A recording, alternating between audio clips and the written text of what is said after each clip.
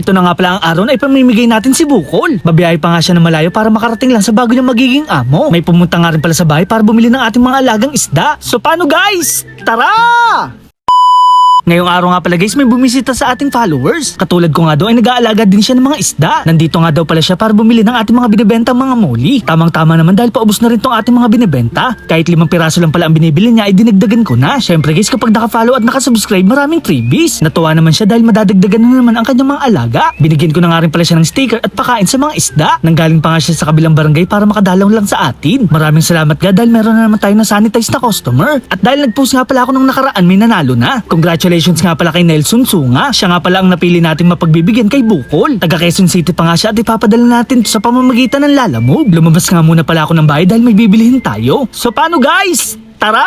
Naghahanap kasi ako ng brush para sa ating mga jaring. Sa tuwing naglilinis na lang kasi tayo ng mga jaring ay nasusugatan tayo. Kaya naman naisipan ko na bumili ng brush na pang bowl. Mukhang kasyang-kasya naman to sa halagang 50 pesos. Hindi na nga pala ako masusugatan at mahihirapan pa. Nagpunta nga rin pala ako kay Latisoy Fish Farm para bumili ng plastic. Dito kasi natin ibabalot si Bukol. Ganitong plastic kasi ang ginagamit nila sa pagbebenta. Subok na subok nga pala to at hindi nabubutas. Pagdating nga pala sa bahay, naglagay na ako ng tubig na mineral water. Pagkatapos nga ay maglalagay naman tayo ng methylene blue. Naglalagay nga pala tayo nito para mabawasan ang stress ng mga isda habang bumabiyahe. Subok na subok ko na nga pala to at pwedeng nyo rin subukan. Habang ginagawa ko naman tong video ay nalulungkot na ako. Medyo matagal-tagal din kasi ang pinagsamahan namin ni Bukol. Kaya naman napamahal na ito sa atin at mamimiss ko siya ng sobra. At para naman hindi tayo mapaya sa ating pagdadalhan, kailangan natin maayos na lalagyan. Iwas butas na rin kasi to kapag naka-styrofoam. Makakagalaw din na maayos si Bukol na hindi nasasaktan. At syempre guys, sinamahan ko na rin to ng ating sticker. Nakachat ko na nga rin pala sa Sir Nelson at naghahantay na lang siya sa QC. Pag magbibigay nga pala tayo, nakapackage na. Sinamahan ko na rin kasi to ng pagkain. O diba guys, napakabait ni Kuya Boy Macho no rin?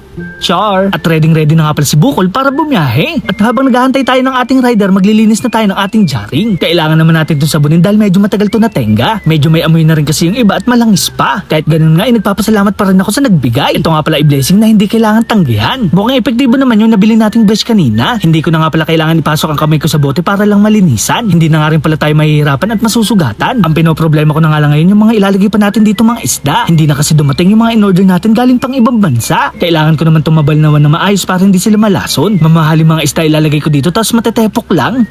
Char, medyo malapit na nga rin pala ang ating rider. Mabuti na nga lang guys, hindi siya naligaw. Marami kasing pasikot-sikot dito sa aming lugar. At ready na nga pala bumiyahe si Bukol. Hindi naman ako nangangamba na mabuti sa ating plastic dahil maganda ang ating packaging. Mukhang mabait naman si Sir Nelson at maaalagaan si Bukol na maayos. Sana nga lang hindi siya magiging sakit ng kanyang ulo.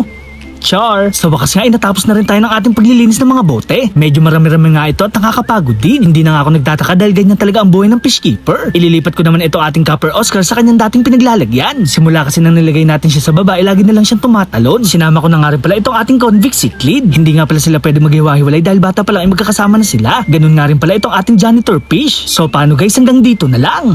Paalam! Yeah!